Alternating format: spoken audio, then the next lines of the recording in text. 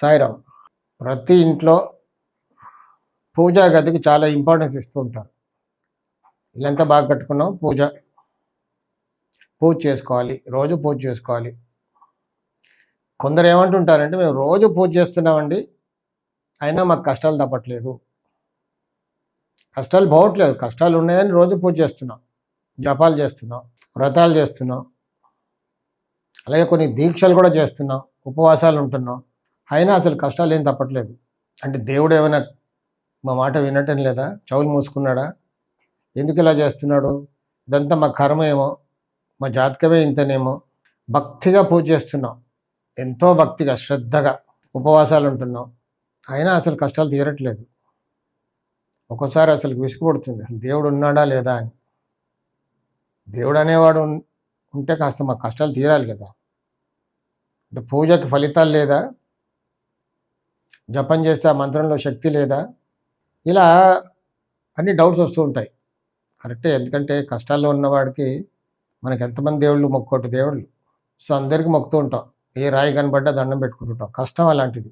ఏ పుట్టలో ఏ పాము ఉందని ప్రతి దేవుడికి, ప్రతి రాయికి దండం పెట్టుకుంటుంటాం, భక్తిగా జపాలు చేస్తుంటాం, అయినా కష్టాలు తీరట్లేదు.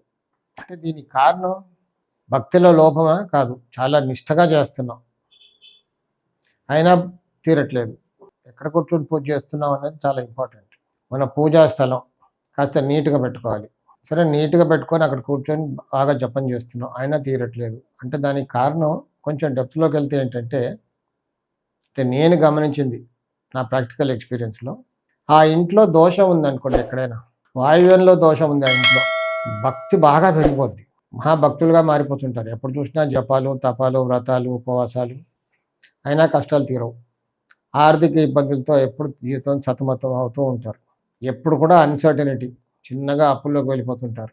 మరి దేవుడికి ఇంత బాగా పూజ చేస్తున్నాం కదా, ఇలాంటి కష్టాలు మాకు ఉండకూడదు కదా అనుకుంటే, ఆ ఇంట్లో ఎనర్జీ అలా ఉంది, అక్కడ ఆ వాస్తు అలాంటిది.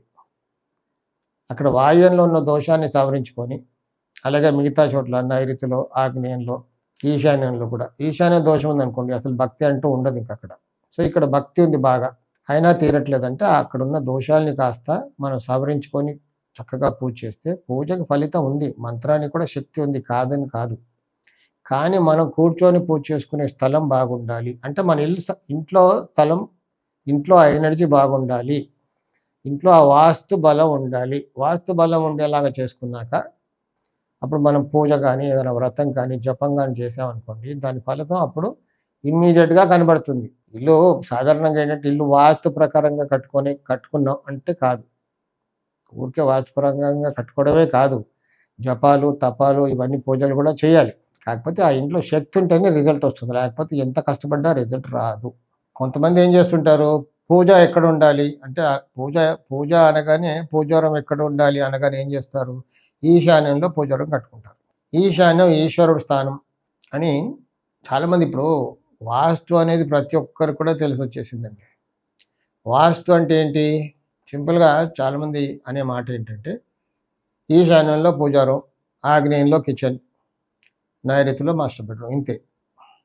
సింపుల్, జనాలకు అందరికి తెలిసింది ఇంతే వాస్తు.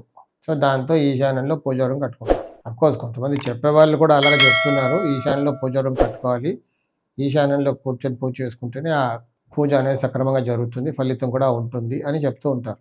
కానీ ఈశాన్యంలో పూజారం ఎప్పుడు కూడా కట్టుకోవద్దు అనేది ఒక సత్యం. ఎందుకంటే ఈశాన్యంలో పూజారం కట్టుకొని బాధపడ్డ వాళ్ళని నేను చాలామందిని చూశాను. ఈశాన్యం ఎలాంటిది? ఈశాన్యం ఎప్పుడు కూడా ఓపెన్గా ఉండాలి, ఈశాన్యంలో ద్వారం ఉండాలి. అంటే ఈశాన్యం ఎలా ఉంటుంది? తూర్పు వైపు తూర్పు ఈశాన్యంగా, ఉత్తరం వైపు ఉత్తర ఈశాన్యంగా, ఉత్తరం తూర్పు కలిసే మూలను మనం ఈశాన్యం అంటాం. సో గుమ్మాలు పెట్టుకుంటే ఎక్కడ పెట్టుకుంటాం? మధ్యస్థానంలో ఉత్తరంలో, లేకపోతే ఉచ్చస్థానంలో ఉత్తర ఈశాన్యంలో, అలాగే మధ్యస్థానమైన తూర్పులో, లేకపోతే ఉచ్చస్థానమైన తూర్పు ఈశాన్యంలో. ఈశాన్యం మనిషికి ముక్కు లాంటిది. ముక్కు మూసుకొని ఎంతసేపు కూర్చోగలం మనం? ఊపిరి ఆడుతుందా? అంటే 2 సెకండ్స్, కష్టపడితే 1 మినిట్, తర్వాత హరి అంటాం. అందుకే ఎప్పుడంటే ఈశాన్యం కూడా ఓపెన్గా ఉండాలి, అక్కడ నడక ఉండాలి. ఈ ఉత్తర ఈశాన్యమైనా లేకపోతే తూర్పు ఈశాన్యమైనా. ద్వారం ఎక్కడ పెట్టుకుంటే బాగుంటుంది? ఉత్తరంలో పెట్టుకుంటే బాగుంటుందా, లేదా తూర్పు వైపు పెట్టుకుంటే బాగుంటుందా? అంటే ఉత్తర ఈశాన్యమా లేకపోతే తూర్పు ఈశాన్యమా అన్నది ఆ స్థలాన్ని బట్టి ఉంటుంది, అక్కడ ఉన్న బలాన్ని బట్టి అక్కడ పెట్టుకుంటే బాగుంటుందో అక్కడ పెట్టుకుంటే అలా రిజల్ట్ వస్తుంది. లేదు 2 చోట్ల పెట్టుకున్నాం అలా పెట్టుకోవచ్చు. కానీ కొంతమంది ఏం చేస్తుంటారు, ఆ మూలకు అలా 2 డోర్లు పెట్టేస్తారు. అలా పెట్టకూడదు. ఉత్తర ఈశాన్యంలో పెట్టినప్పుడు తూర్పు గోడ నుంచి కొంచెం వదిలి పెట్టుకోవాలి. అలాగే తూర్పు ఈశాన్యంలో పెట్టినప్పుడు ఉత్తరం నుంచి కూడా వదిలి పెట్టుకోవాలి. ఇక్కడ ముఖ్యమైన విషయం ఏంటంటే ఉత్తర ఈశాన్యంలో ఎట్టి పరిస్థితుల్లో పూజా రూమ్ అంటూ కట్టుకోకూడదు. మరి పూజా రూమ్ ఎక్కడ కట్టుకోవాలి? ప్రతివాడికి పూజ చేయాలి కదా, పూజ అంటూ ఉండాలి. కొన్ని నిష్ఠా నియమాలు ఉంటాయి, అప్పుడే శుచి శుభ్రత అన్నీ ఉంటాయి ఇంట్లో. కిచెన్ ఉత్తరం గోడ పక్కన హాల్లో చిన్నగా పూజ ఏర్పాటు చేసుకోవచ్చు. స్థలం లేదు, కిచెన్లో ఈశాన్యంలో చిన్నగా అక్కడ పూజ ఏర్పాటు చేసుకుంటే అక్కడ బాగుంటుంది. జపం చేసుకోవాలి అంటే తూర్పుముఖంగా ఎక్కడైనా కూర్చుంటే ఆ ఇంట్లో వాస్తు దోషం లేకుండా తూర్పుముఖంగా కూర్చుంటే ఎక్కడైనా పూజ చేసుకోవచ్చు. హాయిగా జపాలు చేసుకోవచ్చు. అప్పుడే మంచి రిజల్ట్స్ అంటూ ఉంటాయి. కానీ ఈశాన్యంలో పూజా రూమ్ కట్టేసాం రిజల్ట్ రావట్లే కాదు. ఈశాన్యంలో పూజా రూమ్ కట్టారంటే అష్టదరిద్రానికి దారితీస్తుంది. సో ఈ వీడియో మీకు నచ్చినట్టు అయితే లైక్ చేయండి, షేర్ చేయండి, సబ్స్క్రైబ్ చేయండి. సాయి రక్ష. ఒక శుభవార్త త్వరలోనే ప్రారంభం. ఒక అరుదైన విలువైన అవకాశం. గృహిణులకు, బిగినర్స్ మరియు సీనియర్ సిటిజన్ల కోసం లైవ్ ఆన్లైన్ విశ్వకర్మ వాస్తు క్లాసెస్.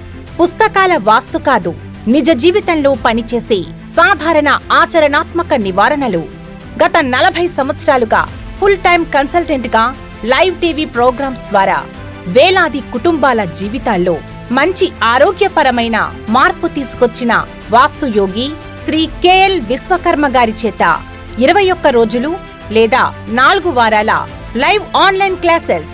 గృహిణులకు సులభంగా అర్థమయ్యే విధానం, బిగినర్స్ కి స్పష్టమైన వివరణ, సీనియర్ సిటిజన్లకు అనువైన క్లాసులు, ప్రశ్నలు సమాధానాలు లైవ్ లోనే.